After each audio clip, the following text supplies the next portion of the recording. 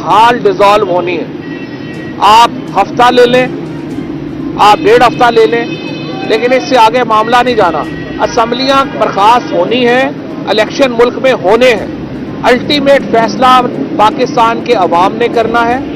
ये जिस तरीके से मंडियां लगाई जाने की कोशिश हो रही है, जरदारी साहब बैठे हुए हैं, फलाने पीसी में आके बैठ गए हैं, सिंध के मिनिस्टर पैसों के बैग उतार के यहाँ पे बैठ गए हैं, ये नहीं चलना।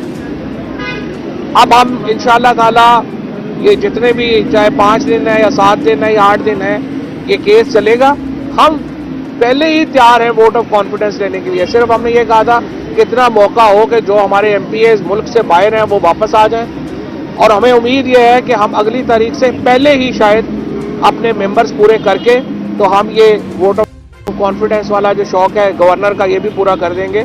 लेकिन आज जो ये बहाली हुई है, इससे ये साबित हुआ कि गवर्नर का जो नोटिफिकेशन था वो अनकॉन्स्टिट्यूशनल था, उसकी कोई हैसियत नहीं थी।